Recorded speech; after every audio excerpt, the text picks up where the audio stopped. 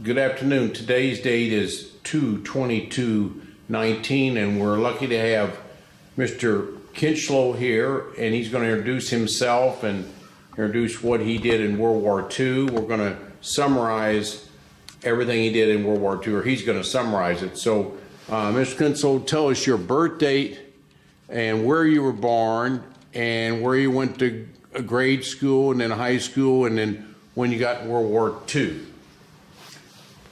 My name is Bill Kinchloe. I was born and raised in Posey County, Indiana, Center Township. I was born July the 6th, 1923.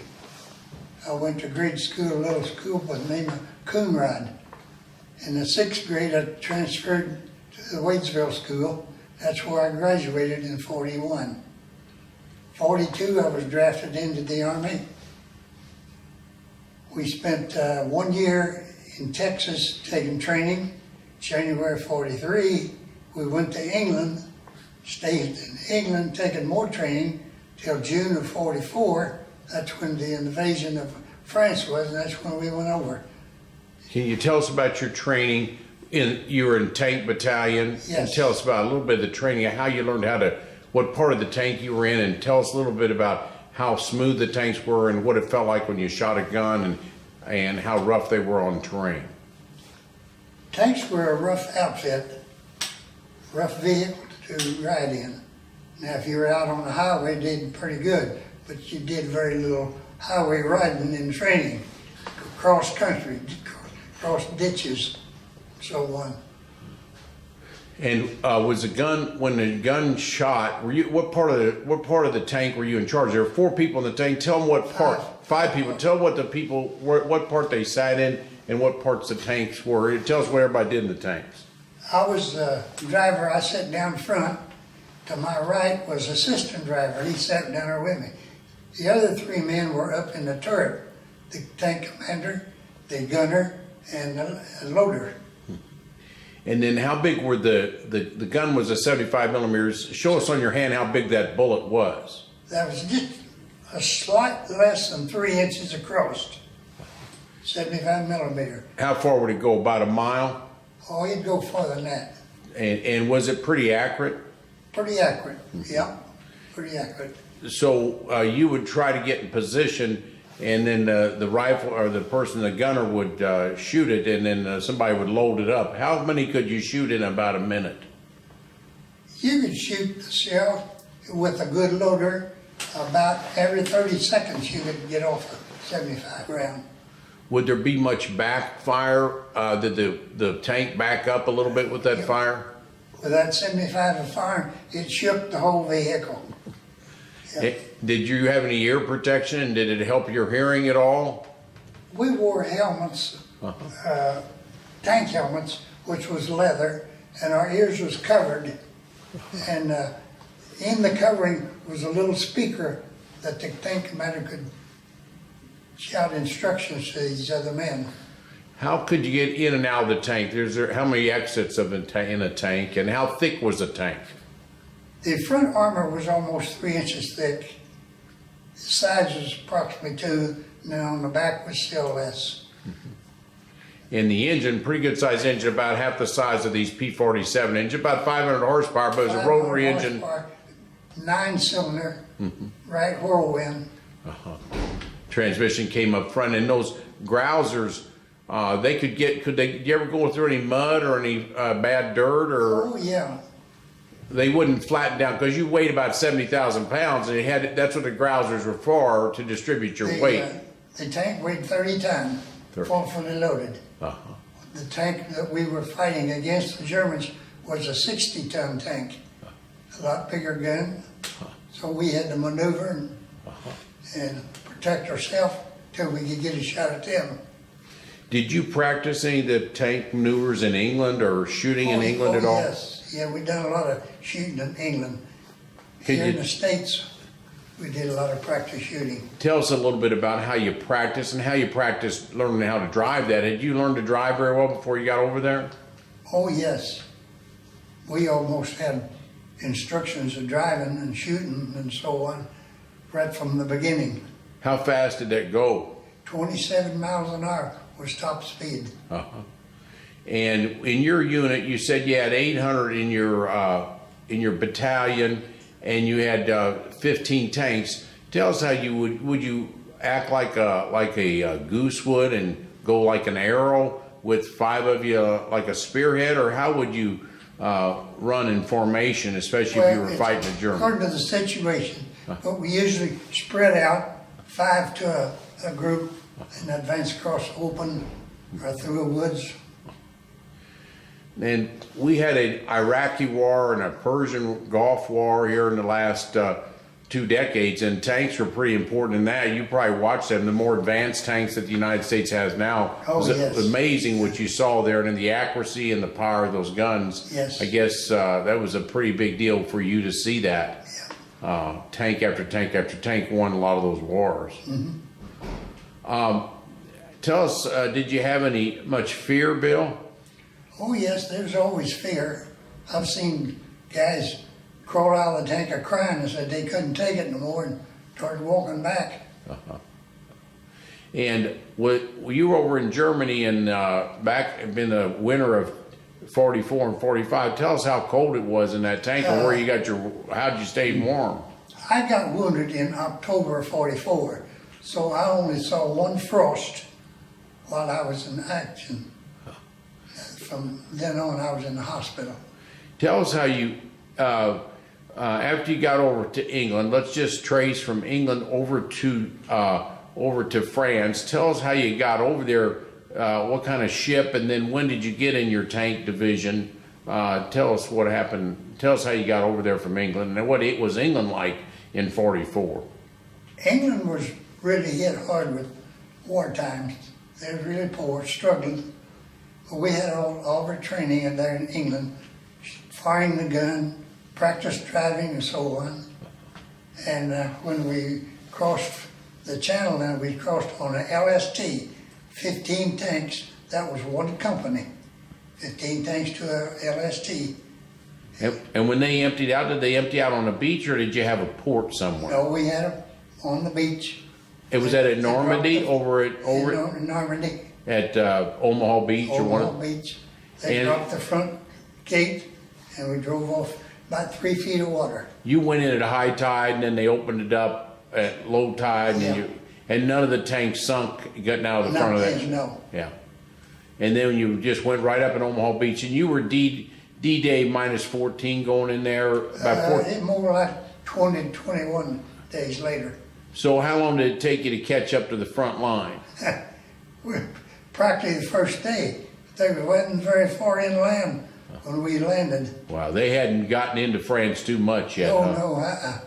And when you saw all those LSTs landing and all those troops coming and all that happened, what did that look like to you as a young kid? It was amazing. Just couldn't hardly believe what you were seeing. When you looked to the left and looked to the right, it wasn't you were the only LSD. They were all up and down there, and you see a lot of Higgins boats too. Yes. Mm-hmm.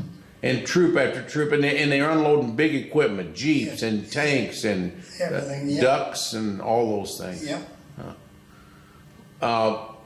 When you came over on the LST, did you have any other people on there except your 15 tanks? Did you have troops or other people coming over on that LST? There might have been. That I do not know. Tell us about when you took off from in France and you got up to the line. Just tell us day by day or whatever you can remember what it was like going in there. Well, we went in, we landed, pulled up into the woods, kind of bivouacked, and day by day they let us know what was going on. And then sooner or later we pulled up to the front lines. And our first day, we run over a mine, blowed our tank up. Well, we had to get out then and go back about 300 yards to our lines. But the Germans that we was trying to knock out a machine gun nest, when we got out of our tank, started back, they come out with their hands up and went back with us. And what tank blew up? What did that feel like when you saw your own tank get blown up? And how did they blow your own tank up? Was it a booby trap or another tank hit it? No, big mine. We run over a mine and blowed one trap clear off the tank and laid it up on the side of a bank. killed all the guys on it? No, there wasn't nobody got hurt seriously.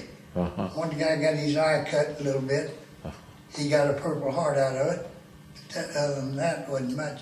One guy got battery acid thrown in his face. They had to lead him off. How'd you prevent that from happening in the future? Did you have somebody up, mine sweeps in front of you? You never knew what was going to happen, No, did he you? didn't know what was up there. Uh-huh. He was just hoping it wasn't down there. Pretty scared when you saw that. Yes. When you were going with your tanks, did you have other troop infantry walking alongside you on each Usually side? the infantry was with us, Uh-huh. but they were back far enough where I was a driver, I couldn't see them. I see. And then how far did you go each day? Maybe about 20 miles. Then at night, would you sleep or what would you do? Usually, it varied from day to day. When Patton came over and raised breakthrough, it was nothing for us to go 10 miles in a day. Before that, you was lucky if you got a mile. He just said, let's keep going, let's keep going. Was he in charge of you for a while? Yes. What month about did he take charge of you? Was that initially he was in charge of you, or is that? We were attached to his outfit about a month in length. Was that in France or over Yes, in Italy? that was in France. What area in France about? La Haye-de-Bouilly is one of the towns. And had 2 or 3 others I can't think of them right now. Were they north of Paris or south of Paris? South. South of Paris. So you hadn't even got to Paris yet. Oh, no. Yeah. And then give me a time frame. D-Day was June 6th, so probably in July, August, you were moving pretty much forward. Yes. And then our Battle of the Bulge was December 17th of 44. Tell us between July and Battle of the Bulge what you were doing there, that period of time. Well, when Patton came over, we made her drive through across France. Oh, we were running long distance every day. Germans have given up, destroying their equipment. We'd taken a lot of prisoners.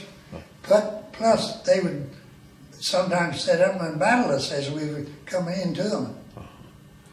And what'd you do with those prisoners? Just send them back behind you, and they put The them. infantry took care of them, marched them back. Yeah.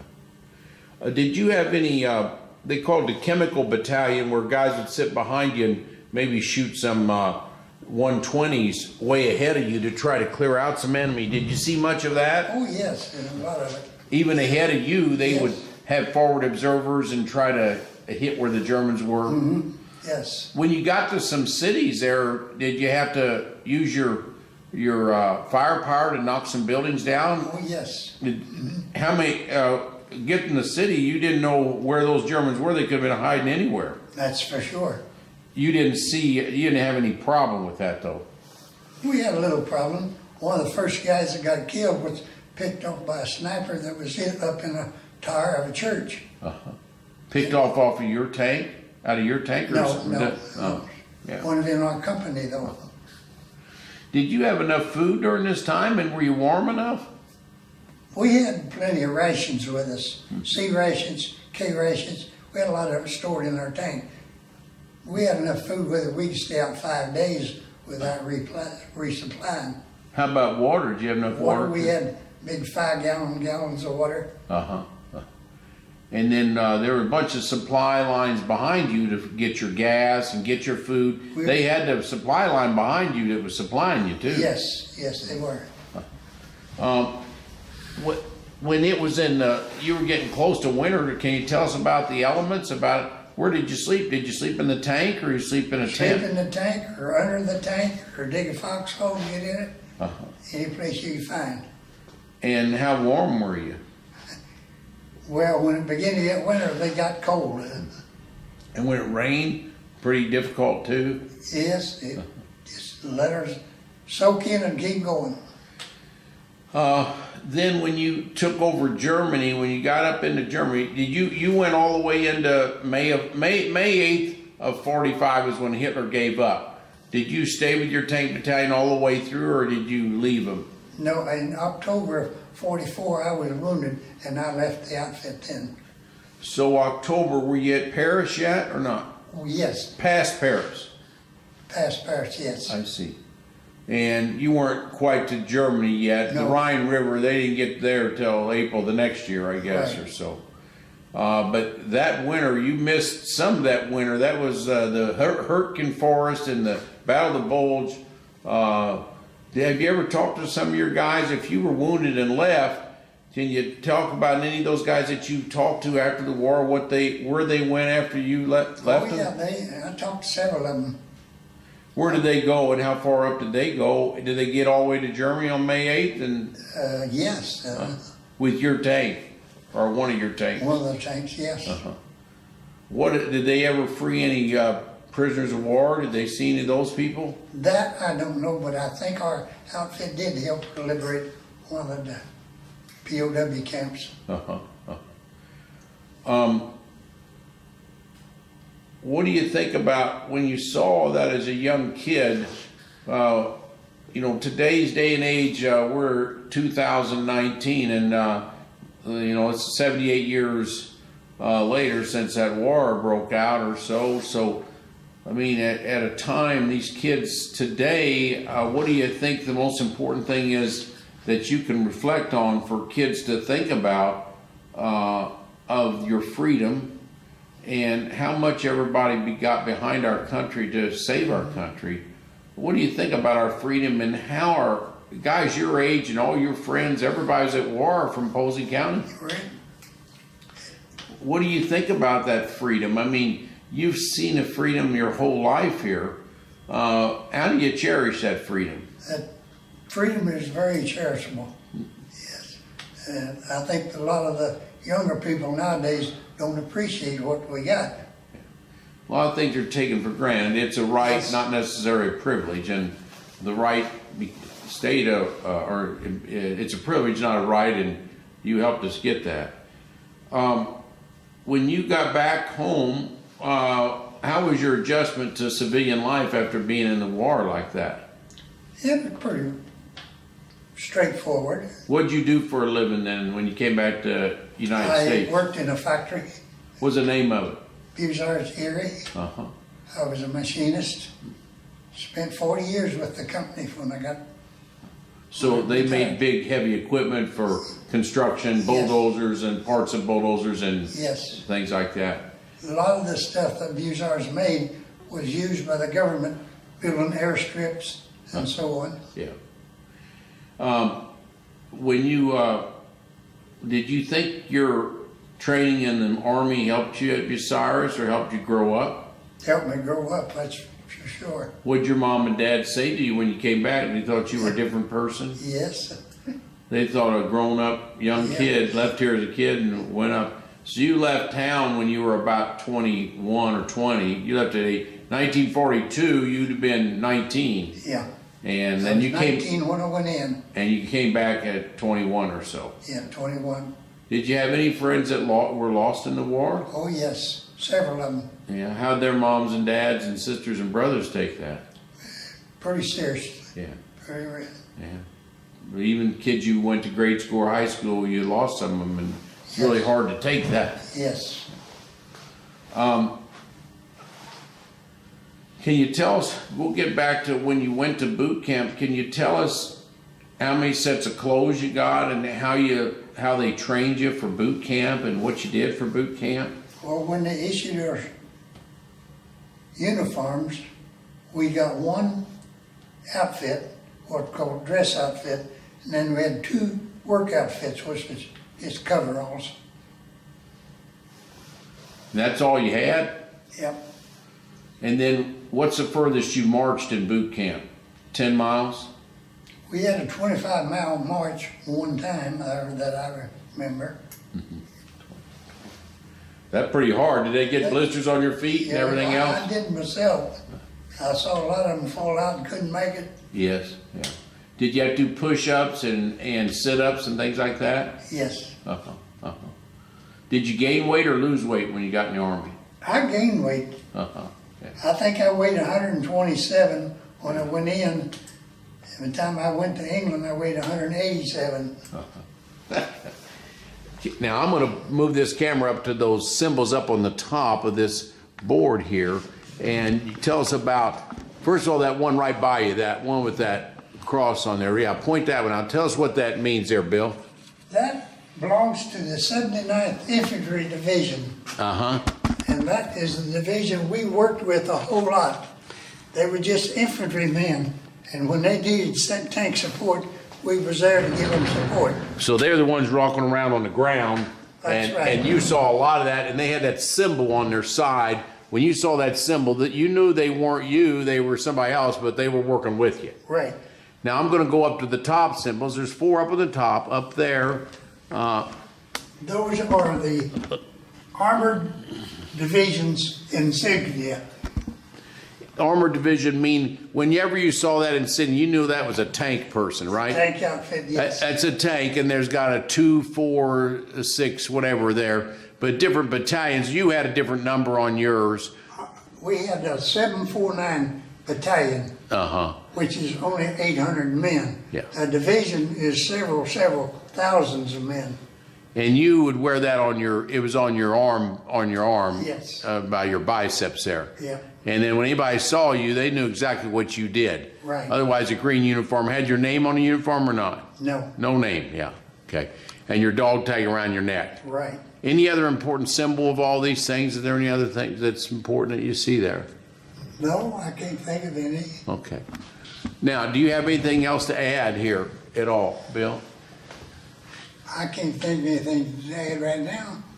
Well, I appreciate this. What we're going to do is put this, give this to let the museum have a copy of this, and appreciate your service in World War II. And if you think anything else, we'll do this again. And how's your wife doing? And how many years you been married? She's in a nursing facility now. Yeah, she's in not a healthy. nursing home. She's not doing good at all. Yeah. She has to have help just to turn over in bed. Yeah. And how many years you been married? It'll be 72 years in June. Wow. So you married in 1946? Yes, 47. 47. So many people got married in 46 and 47, Yes. came back from the war, and so many, there are a lot of marriages in. Yeah. That's Florence, isn't it? Yes. Yeah. Well, thank you for doing this, Bill. Appreciate it now. Okay. It's been a